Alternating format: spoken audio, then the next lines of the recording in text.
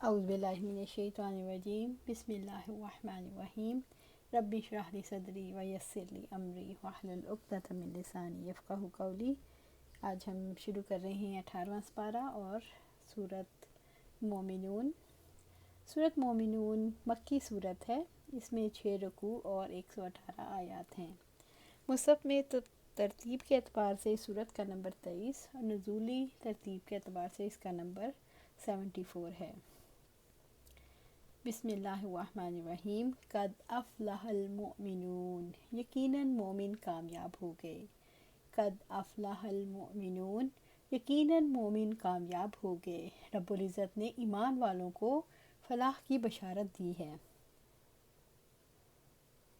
کہ وہ کامیاب ہے، وہ کامیاب ہے جو اپنا مقصود اور مطلوب حاصل کر لے۔ ایمان والوں کا مطلوب و مقصود جنت الفردوس ہے۔ ایمان والے کامیاب ہو گئے، انہوں نے فلاح پا لی، دنیا اور آخرت کی بھلائیاں سمیٹ لیں۔ رب العزت نے فرمایا، اور آپ مومنوں کو خوشخبری دے دیں کہ یقیناً اللہ تعالیٰ کی جانب سے ان کے لیے بہت بڑا فضل ہے۔ سورۃ احزاب آیا 47۔ ایمان والے اپنا مطلوب و مقصود کیسے حاصل کر سکتے ہیں؟ انہیں فلاح اور سعادت کیسے حاصل ہو سکتی ہے؟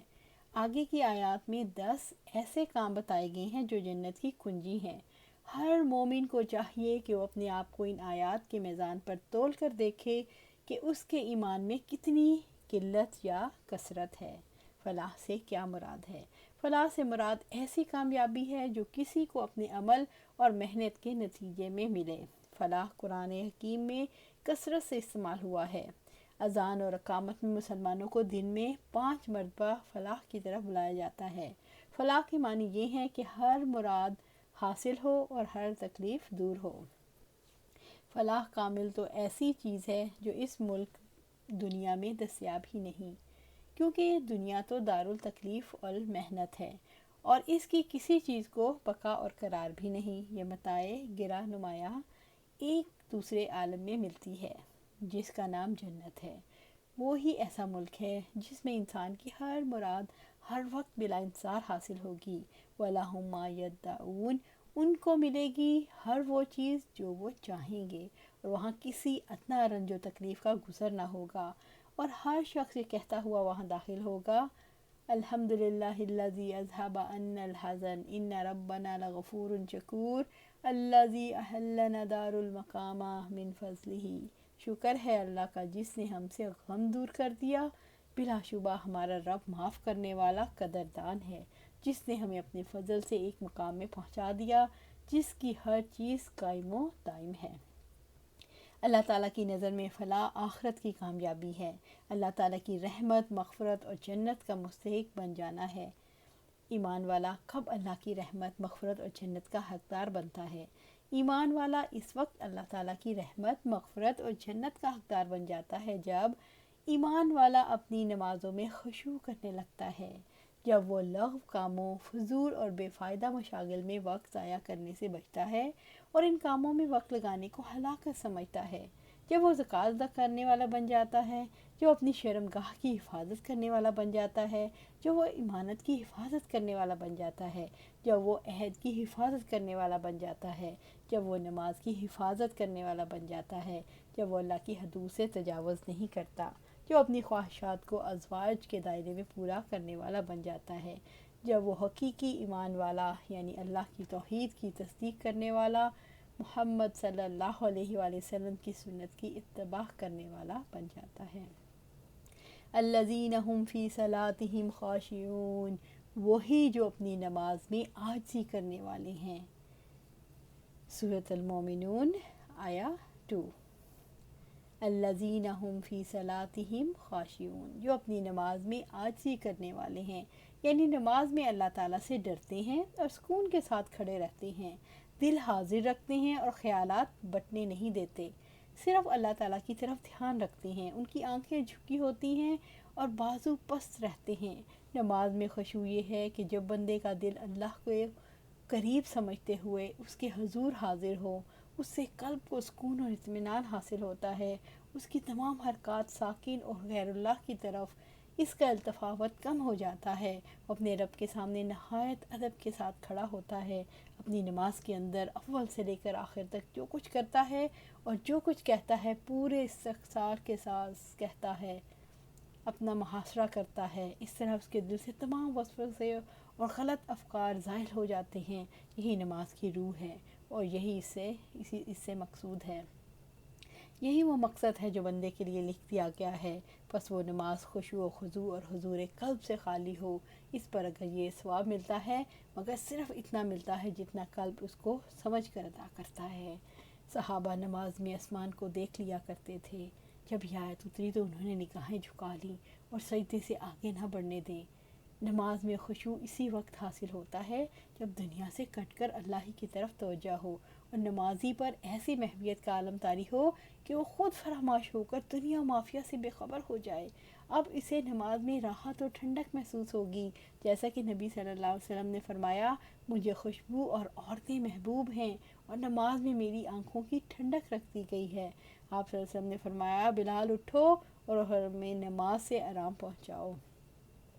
حضرت علی رضی اللہ تعالیٰ عنہ سے روایت ہے کہ آپ صلی اللہ علیہ وسلم رکوع میں یہ پڑھا کرتے تھے، اللہم لکا رکعت و بکا آمنت و لکا اسلمت خشع لکا سمیع و بصری و مخی و عظمی و عصبی۔ اے اللہ، میں نے تیرے لیے رکوع کیا اور تجھ پر ایمان لایا اور تیرا فرما بردار ہوں، میرا کان اور میری آنکھیں اور میرا مغز اور میری ہڈیاں اور میرے پٹھے تیرے ہی حضور جھکے ہوئے ہیں۔ آپ صلی اللہ علیہ وسلم کو نماز پڑھتے ہوئے دیکھا کہ سینہ مبارک سے ایسی آواز آتی تھی جیسے کہ چکی کے چلنے کی آواز آتی ہے۔ عمر بن خطاب رضی اللہ تعالیٰ عنہ نے ایک شخص کو گردن جھکائے دیکھا تو فرمایا، اے گردن والے، اپنی گردن اونچی کر لو، خشوع گردن میں نہیں ہوتا، خشوع تو دل میں ہوتا ہے۔ اسی طرح عمر رضی اللہ تعالیٰ عنہ جب یہ آیت پڑھتے، کیا ان لوگوں کے لیے جو ایمان لائے ابھی وہ وقت نہیں آیا کہ ان کے دل اللہ کے ذکر کے لیے اور جو حق نازل ہوا ہے اس کے لیے جھک جائیں؟ سورۃ الحدید آیا 16۔ تو کہتے، بلا یا رب، بلا یا رب، کیوں نہیں ہے میرے رب، کیوں نہیں ہے میرے رب۔ صحابہ کا خشوع ان کے دلوں میں ہوتا تھا، وہ اپنی نظریں ادھر ادھر سے بچاتے تھے اور اپنی نگاہیں نیچی رکھتے تھے اور اپنے بازو پس رکھتے تھے۔ اس آیت میں اس بھارت میں ہے کہ اللہ تعالیٰ کے لیے فرما بردار بن کر کھڑے ہو جاؤ۔ قنوت میں رکوع، خشوع اور لمبا رکوع یعنی طویل قیام، بازوں کا جھکانا اور اللہ کا ڈر۔ آپ صلی اللہ علیہ وسلم ایک دن مسجد میں تشریف فرما تھے اور ہم بھی آپ کے گرد بیٹھے ہوئے تھے کہ ایک آدمی جو دیہاتی محسوس ہوتا، وہ مسجد میں داخل ہوا اور اس نے نماز پڑھنا شروع کی۔ اس نے اپنی نماز میں جلدی کی اور پھر نماز ادا کر چکا تو آپ صلی اللہ علیہ وسلم کے پاس آئے اور آپ کو سلام کہا۔ آپ صلی اللہ علیہ وسلم نے فرمایا، تجھ پر بھی سلامتی ہو، جاؤ پھر سے نماز پڑھو، تم نے نماز نہیں پڑھی۔ پھر وہ گیا، پہلے جیسی نماز پڑھی، پھر آیا اور آپ کو سلام کہا تو آپ نے فرمایا، تجھ پر بھی سلامتی ہو، جاؤ نماز پڑھو، تم نے نماز نہیں پڑھی۔ اس طرح اس نے 2 یا 3 مرتبہ دہرائی اور ہر مرتبہ آ کر آپ کو سلام کیا اور آپ نے وہی جواب دیا۔ پھر جب اس نے وجہ پوچھی تو آپ صلی اللہ علیہ وسلم نے اسے تفصیلاً نماز کا طریقہ سکھایا کہ ہر رکن میں اعتدال اور اطمینان ہونا چاہیے۔ عائشہ رضی اللہ تعالیٰ نے بتلایا کہ میں نے آپ صلی اللہ علیہ وسلم سے نماز میں ادھر ادھر دیکھنے کے بارے میں پوچھا۔ آپ صلی اللہ علیہ وسلم نے فرمایا کہ یہ تو ڈاکہ ہے جو شیطان بندے کی نماز پر ڈالتا ہے۔ انس بن مالک رضی اللہ تعالیٰ عنہ نے اس سے بیان کیا کہ نبی صلی اللہ علیہ وسلم نے فرمایا، لوگوں کا کیا حال ہے جو نماز میں اپنی نظریں آسمان کی طرف اٹھاتے ہیں۔ آپ نے اسے نہایت سختی سے روکا، یہاں تک کہ آپ صلی اللہ علیہ وسلم نے فرمایا، لوگ اس حرکت سے باز آ جائیں ورنہ ان کی بینائی اچک لی جائے گی۔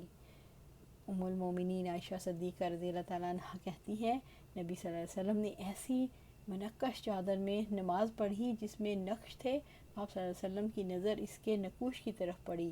پھر جب آپ صلی اللہ علیہ وسلم نماز سے فارغ ہوئے، میری اس چادر کو ابو جہم کے پاس لے جاؤ اور مجھے ابو جہم کی سادہ چادر لا دو، کیونکہ اس منقش چادر نے ابھی مجھے میری نماز سے غافل کر دیا۔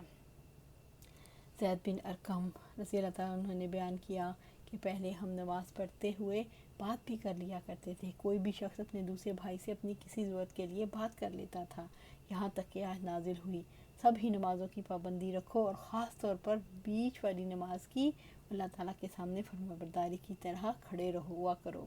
اس آیت کے ذریعے ہمیں نماز میں چپ رہنے کا حکم دیا۔ نماز میں خشوع اختیار کرنے میں کیا حکمت ہے؟ نماز میں بندہ اپنے رب سے مناجات کرتا ہے اور غفلت میں کی گئی بات یا کلام مناجات نہیں، اس لیے کہتے ہیں بغیر خشوع کے بغیر نماز بغیر روح کے بدن کی طرح ہے، یعنی جیسے بدن میں روح نہ ہو۔ خشوع ایمان اور حسن اسلام کا مظہر ہے جو بندے کی نیکی اور استقامت کی دلیل ہے۔ خشوع سے دل کی سختی دور ہوتی ہے اور شیطان خشوع والے دل کے قریب نہیں آتا۔ نماز میں خشوع واجب ہے۔ رب العزت نے فرمایا تو کیا یہ لوگ قرآن میں غور نہیں کرتے یا کچھ دلوں پر ان کے تالے ہیں؟ سورۃ محمد آیا 24۔ تدبر اس وقت تک نہیں ہوتا جب تک معنی پر ٹھہر کر نہ غور کیا جائے۔ وَرَتِّلِ الْقُرْآنَ تَرْتِیلًا، قرآن کو خوب ٹھہر ٹھہر کر پڑھو۔ سورۃ مزمل آیا 4۔ نماز میں خشوع نہ ہو تو اللہ تعالیٰ کی یاد قائم نہیں ہوتی، جبکہ رب العزت نے فرمایا اقیم الصلاۃ لذکری، اور میری یاد کے لیے نماز قائم کرو۔ سورۃ طٰہٰ آیا 14۔ رب العزت نے ذکر کے متضاد غفلت سے روکا ہے، وَلَا تَکُن مِّنَ الْغَافِلِینَ، اور غافلوں میں سے نہ ہو جاؤ۔ سورۃ الاعراف آیا 205۔ انسان پر خشوع کی کیفیت تبھی طاری ہو سکتی ہے جب وہ یہ شعور ذہن میں بٹھا لے کہ وہ رب کو دیکھ رہا ہے، یا یہ کہ رب اسے دیکھ رہا ہے۔ خشوع کی وجہ سے انسان کو قرار نصیب ہو جاتا ہے۔ رب العزت نے فرمایا اور صبر اور نماز کے ذریعے سے مدد مانگو، اور بلا شبہ وہ نماز یقیناً بہت بڑی ہے مگر عاجزی کرنے والوں پر۔ سورۃ بقرہ آیا 45۔ والذین هم عن اللغو معرضون، اور وہی جو لغویات سے منہ موڑنے والے ہیں۔ سورۃ المومنون آیا 3۔ والذین هم عن اللغو معرضون، اور وہی جو لغویات سے منہ موڑنے والے ہیں۔ لغو ہر اس بات کو یا اس کام کو کہتے ہیں جس میں کوئی فائدہ نہ ہو، اور اس میں دینی یا دنیاوی نقصان ہو۔ یہاں لغو سے مراد وہ کلام ہے جس میں کوئی بھلائی اور کوئی فائدہ نہیں۔ ایمان والے اپنے آپ کو لغو، بیہودہ اور باطل باتوں سے بچا کر رکھتے ہیں۔ جب کسی لغو چیز سے یعنی بیکار باتوں اور کاموں سے ان کا گزر ہوتا ہے تو وقار کے ساتھ گزر جاتے ہیں۔ رب العزت نے مومنین کی تعریف کی ہے، اور جو لوگ جھوٹ میں شامل نہیں ہوتے اور جب کسی بیہودہ کام پر سے گزرتے ہیں تو شرافت سے گزر جاتے ہیں۔ سورۃ فرقان آیا 72۔ اسی طرح سورۃ قصص میں اللہ سبحانہ تعالیٰ فرماتے ہیں اور جب وہ بیہودہ بات سنتے ہیں تو اس سے منہ موڑ جاتے ہیں اور کہتے ہیں ہمارے لیے ہمارے اعمال ہیں اور تمہارے لیے تمہارے اعمال، تمہیں سلام ہو، ہم جاہلوں کو نہیں چاہتے۔ سورۃ القصص آیا 55۔ اسی طرح آپ صلی اللہ علیہ وسلم نے فرمایا میرے نزدیک تم میں سے دنیا میں سب سے محبوب اور قیامت کے دن سب سے زیادہ قریب بیٹھنے والے وہ لوگ ہیں جو تم میں بہترین اخلاق والے ہیں، اور میرے نزدیک تم میں دنیا میں سب سے زیادہ قابل نفرت اور قیامت کے دن مجھ سے دور بیٹھنے والے وہ لوگ ہیں جو باتونی، بلا احتیاط بولنے والے، زبان دراز اور تکبر کرنے والے۔ صحابہ نے عرض کیا اللہ کے رسول، ہم نے باتونی اور بلا احتیاط بولنے والے کو تو جان لیا، لیکن یہ تکبر کرنے والے کون ہیں؟ آپ نے فرمایا تکبر کرنے والے یعنی متفقون کون ہیں؟ تو آپ نے کہا جو تکبر کرتے ہیں۔ ایمان والوں کی صفت ہے کہ وہ حرام باتوں سے اپنی زبان کو روک لیتے ہیں۔ معاذ بن جبل رضی اللہ تعالیٰ کو نصیحت کرتے ہوئے آپ صلی اللہ علیہ وسلم نے فرمایا کیا میں تمہیں اس چیز کے بارے میں آگاہ نہ کروں جس پر ان سب چیزوں کا دار مدار ہے؟ حضرت معاذ رضی اللہ تعالیٰ عنہ کہتے ہیں میں نے عرض کیا جی ہاں ضرور بتائیں۔ چنانچہ آپ نے اپنی زبان پکڑی اور فرمایا اس کو اپنے قابو میں رکھو۔ اہل جنت کے بارے میں رب العزت نے فرمایا نہ اس میں وہ بیہودہ گفتگو سنیں گے اور نہ کہیں گناہ میں ڈالنے والی بات، مگر یہ کہنا کہ سلام ہے سلام۔ سورۃ واقعہ آیا 25 اور 26۔ سورۃ النبا میں آپ اللہ سبحانہ تعالیٰ فرماتے ہیں اس میں نہ وہ کوئی لغو سنیں گے اور نہ کوئی جھوٹ، تیرے رب کی جناب سے یہ بدلہ ہے جو کافی انعام ہے۔ لا تسمعوا فیہا لاغیہ، اس میں وہ کوئی لغو بات نہ سنیں گے۔ سورۃ الغاشیہ آیا 11۔ لغو کاموں میں مصروفیت برے اخلاق کا مظاہر میں سے ہے، عقل کی کمی اور فہم کی قلت کی دلیل ہے۔ باتونیوں کے لیے اللہ تعالیٰ کی طرف سے وعید ہے، لوگ بھی انہیں ناپسند کرتے ہیں۔ لغو میں مشغولیت لوگوں کی ناراضگی اور غصے کا سبب بنتی ہے۔ لغو میں مشغولیت ہلاکت کے مقامات تک پہنچا دیتی ہے۔ لغو یعنی بیکار، بے فائدہ، وقت اور ایمان ضائع کرنے والی مصروفیات انسان کی زندگی کا ضیاع کا سبب بنتی ہیں۔ لغو سے اعراض کرنے سے مراد ہے انسان اپنی زندگی اور اپنے انجام کے بارے میں سیریس ہو، بے فائدہ مشاغل کو ہلاک کرنے والا کام سمجھ کر ان سے خود کو بچائے۔ لاہ و لعب میں بیکار وقت ضائع کرنے سے خود کو بچائے۔ اعراض کرنے سے مراد ہے ان کی طرف توجہ بھی نہ کی جائے۔ والذین هم للزکاة فاعلون، اور وہی جو زکوٰۃ کو ادا کرنے والے ہیں۔ سورۃ مومنون آیا 4۔ والذین هم للزکاة فاعلون، اور وہی جو زکوٰۃ ادا کرنے والے ہیں، یعنی مال کی مختلف جنسوں کے مطابق اس کی زکوٰۃ ادا کرتے ہیں، اپنے آپ کو گندے اخلاق اور برے اعمال سے پاک کرتے ہیں، جن کے ترک کرنے اور جن کے اجتناب ہی سے نفس پاک ہوتا ہے۔ بس وہ نماز میں خشوع کا اہتمام کر کے اپنے خالق کی اچھے طریقے سے عبادت کرتے ہیں اور زکوٰۃ ادا کر کے مخلوق کے ساتھ احسان کا رویہ اپناتے ہیں۔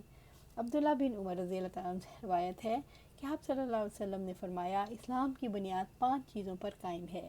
اول گواہی دینا، اللہ تعالیٰ کے سوا کوئی معبود نہیں اور بے شک محمد صلی اللہ علیہ وآلہ وسلم اللہ کے سچے رسول ہیں، اور نماز قائم کرنا، زکوٰۃ ادا کرنا، حج کرنا اور رمضان کے روزے رکھنا۔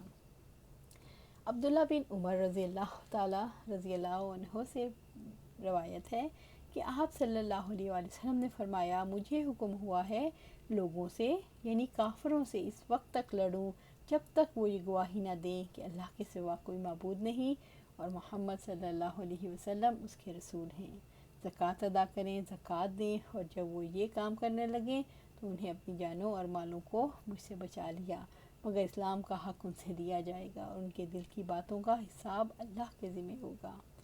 ابو ہریرہ رضی اللہ عنہ سے روایت ہے کہ ایک بدو آپ صلی اللہ علیہ وسلم کی خدمت میں حاضر ہوا۔ اے اللہ کے رسول صلی اللہ علیہ وسلم، مجھے آپ ایسا عمل بتلائیں جس پر اگر میں ہمیشگی کروں تو جنت میں داخل ہو جاؤں۔ آپ صلی اللہ علیہ وسلم نے فرمایا، اللہ تعالیٰ کی عبادت کرو، اس کے ساتھ کسی کو شریک نہ کرنا، نماز قائم کرنا، فرض زکوٰۃ ادا کرو، رمضان کے روزے رکھو۔ وہ کہنے لگا، مجھے اس ہستی کی قسم جو میری جان کی مالک ہے، میں اس سے آگے نہیں بڑھوں گا۔ جب وہ واپس ہوا تو آپ صلی اللہ علیہ وسلم نے فرمایا، جو شخص جنتی آدمی دیکھنا چاہتا ہے تو اسے دیکھ لے۔ آپ صلی اللہ علیہ وسلم نے فرمایا، اللہ تعالیٰ جسے مال دے اور اس مال کی زکوٰۃ نہ دے، اس کا مال قیامت کے دن اس کے لیے گنجے سانپ کی شکل میں ظاہر کیا جائے گا، جس کے منہ کے دونوں کناروں پر زہریلا جھاگ ہوگا۔ وہ سانپ قیامت کے دن اس کے گلے کا توق بن جائے گا، پھر اس کے 2 جبڑوں کو ڈسے گا اور کہے گا، میں تیرا مال ہوں، میں تیرا خزانہ ہوں۔ پھر آپ صلی اللہ علیہ وسلم نے سورۃ عمران کی آیت نمبر 180 کی تلاوت فرمائی، جو لوگ ان چیزوں میں بخل کرتے ہیں جو اللہ نے ان کو اپنے فضل سے دی ہیں، اور یہ نہ سمجھیں کہ روش ان کے لیے بہتر ہے، نہیں بلکہ یہ ان کے لیے بہت ہی بری ہے، اور جس چیز میں انہیں نے بخل کیا اس کا انہیں قیامت کے دن توق پہنایا جائے گا۔ زکوٰۃ کے 2 فائدے جو ادا کرنے والے کو پہنچتے ہیں، ایک تو اس کا مال پاک ہوتا ہے، دوسرا اس کا نفس پاک ہوتا ہے۔ رب العزت نے فرمایا، آپ ان کے اموال میں سے صدقہ لے لیں، اس کے ساتھ آپ انہیں صاف کریں اور ان کو پاک کریں اور ان کے لیے دعا کریں۔ سورۃ توبہ آیا 103۔ زکوٰۃ سے غریبوں اور محتاجوں کی مدد ہوتی ہے، زکوٰۃ سے طبقاتی تقسیم میں کمی آتی ہے۔ زکوٰۃ سے مراد زکوٰۃ بھی ہے، اس سے مراد ایسے کام کرنا بھی ہے جس سے انسان کو پاکیزگی حاصل ہو، اس کے اخلاق اور کردار پاکیزہ ہو جائیں۔ یہ بھی ہو سکتا ہے کہ آیت میں دونوں زکوٰتیں ایک ساتھ مراد لی جائیں، یعنی زکوٰۃ نفس اور زکوٰۃ مال بھی۔ فی الواقع مومن کامل وہی ہے جو اپنے نفس کو پاک رکھے اور اپنے مال کی زکوٰۃ دے۔ رب العزت نے فرمایا، قد افلح من زکاھا، یقیناً کامیاب ہو گیا جس نے اسے پاک کیا۔ سورۃ الشمس آیا 9۔ والذین هم لفروجہم حافظون، اور وہی جو اپنی شرم گاہوں کی حفاظت کرنے والے ہیں۔ سورۃ المومنون آیا 5۔ والذین هم لفروجہم حافظون، اور وہی جو اپنی شرم گاہوں کی حفاظت کرنے والے ہیں۔ شرم گاہوں کی مکمل حفاظت سے مراد ان تمام کاموں سے اجتناب کرنا جو زنا کی طرف لے جاتے ہیں، مثلا غیر محرم کو دیکھنا اور چھونا وغیرہ۔ شرم گاہوں کی حفاظت کرنے سے انسان کی روح پاکیزہ رہتی ہے، انسان کا خاندان پاکیزہ رہتا ہے، انسانی معاشرہ پاکیزہ رہتا ہے، اس سے فرد، خاندان اور معاشرہ گندگی سے بچے رہتے ہیں۔ اس کی وجہ سے انسان بدکاری سے محفوظ ہو جاتا ہے، اس کی وجہ سے معاشرے سے بے حیائی ختم ہو جاتی ہے، اس کی وجہ سے انسان کے نسب محفوظ رہتا ہے۔ رب العزت نے فرمایا اور زنا کے قریب بھی نہ جاؤ، وہ ہمیشہ سے بڑی بے حیائی اور برا راستہ ہے۔ سورۃ بنی اسرائیل آیا 32۔ اور زنا نہیں کرتے، اور جو شخص یہ کام کرے گا وہ سخت گناہ کو ملے گا۔ سورۃ فرقان آیا 68۔ شرمگاہوں کی حفاظت کی وجہ سے انسان کی قوت ارادی اس کے میلانات پر حاوی ہو جاتی ہیں، اور اس کے نتیجے میں انسان ترقی میں کوئی رکاوٹ نہیں ہوتی۔ شرمگاہوں کی حفاظت کی وجہ سے پاک اور جائز ذرائع سے انسان کی فطری تقاضے پورے ہوتے ہیں۔ شرمگاہوں کی حفاظت سے بچے پاک طریقے سے وجود میں آتے ہیں، ان کا نسب محفوظ رہتا ہے۔ جن معاشروں میں لوگ اپنی شرمگاہوں کی حفاظت نہیں کرتے، وہاں فری سیکس رواج پا جاتی ہے، ایسے معاشرے بگاڑ کا شکار ہو جاتی ہے۔ ایسے معاشرے میں خاندان کو کوئی احترام نہیں رہتا، خاندانی نظام میں خلل آ جاتا ہے، فری سیکس کی وجہ سے معاشرہ گندا اور غلیظ ہو جاتا ہے۔ آپ صلی اللہ علیہ وسلم، حضرت انس مالک رضی اللہ تعالیٰ عنہ بیان کرتے ہیں کہ 3 حضرات نبی صلی اللہ علیہ وسلم کی ازواج مطہرات کے گھروں کی طرف آپ صلی اللہ علیہ وسلم کی عبادت کے متعلق پوچھنے آئے۔ جب انہوں نے آپ صلی اللہ علیہ وسلم کا عمل بتایا تو جیسے انہیں اسے کم سمجھا کہ ہمارا نبی صلی اللہ علیہ وسلم سے کیا مقابلہ۔ آپ صلی اللہ علیہ وسلم کی تو تمام اگلی پچھلی لغزشیں معاف ہیں۔ ان میں سے ایک نے کہا میں ہمیشہ رات بھر نماز پڑھوں گا، دوسرے نے کہا میں ہمیشہ روزے رکھوں گا اور کبھی ناغہ نہیں دھونے دوں گا، تیسرے نے کہا میں عورتوں سے جدائی اختیار کر لوں گا اور کبھی نکاح نہیں کروں گا۔ پھر نبی صلی اللہ علیہ وسلم تشریف لائے، ان سے پوچھا کہ کیا تم نے یہ باتیں کہیں؟ سن لو، اللہ تعالیٰ کی قسم، میں اللہ رب العالمین سے تم سب سے زیادہ ڈرنے والا ہوں، میں تم سے زیادہ پرہیزگار ہوں، لیکن میں اگر روزے رکھتا ہوں تو افطار بھی کرتا ہوں، رات میں نماز بھی پڑھتا ہوں اور سوتا بھی ہوں، اور میں عورتوں سے نکاح کرتا ہوں، جس نے میرے طریقے سے بے رغبتی کی وہ مجھ سے نہیں۔ اللہ سبحانہ تعالیٰ سے دعا ہے کہ ہمیں صحیح مومن بنائے، اور ہمیں یہ ساری آیات ہمارے اندر یہ ساری خوبیاں پیدا ہو جائیں، اور یہ کیسے ہوں گی؟ جب ہم اس پر عمل کریں گے۔ اللہ سبحانہ تعالیٰ ہمیں صحیح مومن بننے کی استقامت دے۔ آمین یا رب العالمین۔